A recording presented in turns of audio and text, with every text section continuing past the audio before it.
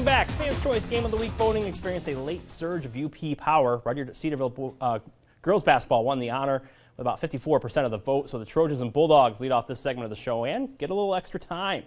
Slow start for this game picked up rapidly, though, as Rudyard's Ashlyn Eisenhower going to pop the mid-range J in for the first points of the game. Cedarville has an answer, though, however, and it's named Ann Ebert. She steals the rock, earns the layup on the other end. Rudyard coming back moments later. Nice pass from Eisenhower to Taylor Bittner for two, followed by Monica Krakowski. Going to find Shannon Sales going into the paint for the short jumper. Close game midway through the first. Check out this baseline move to the hoop by Tristan Miller. What Miller can do, Krakowski can do just as well. Watch her on the other end. We're now tied at 7 when Sherry Butler going to loft one in from three-point land, but it's her team unfortunately falling tonight, 47-34. The boys game and Rudyard, where the Blue Devils and Bulldogs are the only teams unbeaten in Straits area play. Let's start this one in the fourth quarter with Rudyard up by 2. Lead going to change real quick. Justin Fountain finds a wide open Riley Alapsa for 3. Then the dog, Zach Staker, working hard for 2.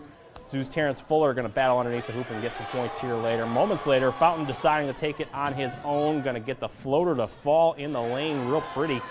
Rudyard's still down a handful with a few minutes to go. Tough D going to get the turnover. Connor Myers finding Staker flying down the court. Devils pull away to win late, 73-63. Nobody covers more ground on a Sports Overtime Friday night than 9 and 10. We're going 180 miles from Rudyard to Big Rapids for Cardinal boys hosting Reed City. Second quarter, Cards up by a touchdown basically. The big man Ryan McCall with the block for Big Rapids. Kyle's tried again though. Andre Jones down low to Chris Barton. This time, going to beat McCall for the deuce. Kyle's within 5. Big Rapids regrouping at this point. And here they come. Juwan Carlton driving the lane, getting the roller to fall.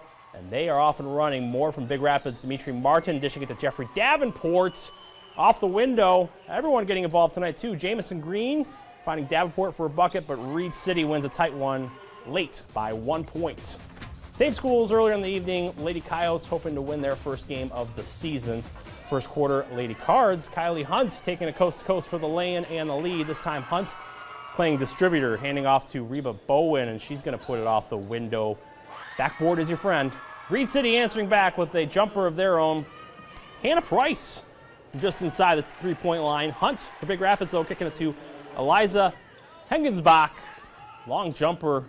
They are in control now. Lady Cards putting on a clinic. Maddie Tassoni up and over to Crystal Brinker. Boy, they're shooting the lights out tonight. They top the Coyotes 41-19.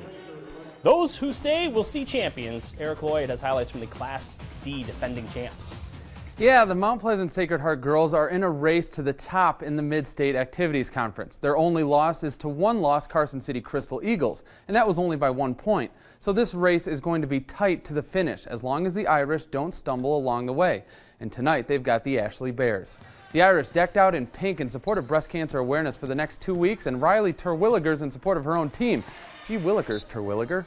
Irish start off on fire. At the other end, they're flashing the defense. Terwilliger with the steal and pushes it up the court to Megan English, who handles the rest all on her own.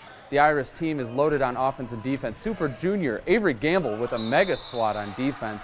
Then just a couple seconds later, it's Gamble on the near court, posting up, turning, firing, nailing the easy 2, and the Lady Irish are going to cruise to a 29-point victory. Let's head cross town to Mount Pleasant High, where they have more students but fewer wins. Lady Oilers looking to strike it rich against Midland Dow. The Oilers are a team that likes to move the ball on the perimeter. A lot of times it sets up open shots like this. Julia Pong for 3, and it's good. But when you work the ball around too much, the defense can catch on. Lexi Famimo reads it perfectly, and if this was football, it'd be a pick 6, but it's not, so it's only 2 points. But the Oilers will respond. Allison Weiss drives and dishes it out to Jessica Maxson, who draws the extra defender, creating a wide-open Haley Taylor for the jumper. And now this may look like a repeat, but it's not. Taylor to Allison Conway, over to, nope, that's Flamimo again. And again, she reads it right, and then she's taking it all herself. Chargers turned it on in the second half, winning 51-21. As for the Oiler boys, they're in the same boat, middle of the standings, and need to make a move soon if they want a shot at the conference title.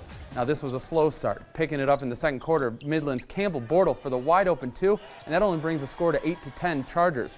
Sometimes it was a struggle for one of these teams even when they scored. Chargers Devontae Stein with the attempted steal, loses track of it. Daniel Keller tries for it, Gives it right back to Stein, who recovers to find Bortle. Dow up 5, but the Oilers settle in. Noah Ingram finds Caleb Perry in the corner, and that's good for 3. He's more than a football player, folks. Then, right before half, let's reverse that combo. This time, Perry finding Ingram for the open 3, and Mount Pleasant takes a 1-point halftime lead. Slow to start, but it picks up in the second. Oilers win by 10. As for some out-of-conference games around town, Alba boys squeaked by Owendale Gagetown 56-53, and Boyne Falls girls took on the ladies at Lake Leelanau St. Mary's, but lost 27-39. And Alcona sweeps Whittemore Prescott, girls winning 56-28, boys winning 67-49. For Sports Overtime, I'm Eric Lloyd. Thanks, Eric. Going back north to Traverse City and Grand Traverse Academy hosting Wolverine. Wildcats trying to spoil the celebrations here tonight for Parents' Night. Micah McNeil scoring 2 of his game-high 35 points off the putback, but the Mustangs come storming back. Carson Camp setting up camp behind the 3-point line. Later it's Dan Locke locked in for this jumper. GTA down 2, and look at them. They are revved up, hitting the floor. Kind of the old Duke Day style. Wolverine trying to do some outside shooting. McNeil connecting, making it 20-16. Still in the second, Alex Locke trying to find Dan Locke. Ball misdirected, but have no fear. Richie Tarkowski was there. In the end, though, it's the Wildcats taking it 55-52. Triple the overtime, triple the fun. We like to say that. We've got a tripod of high school hockey games between some of the state's best teams for triple overtime. Hits us on the other side.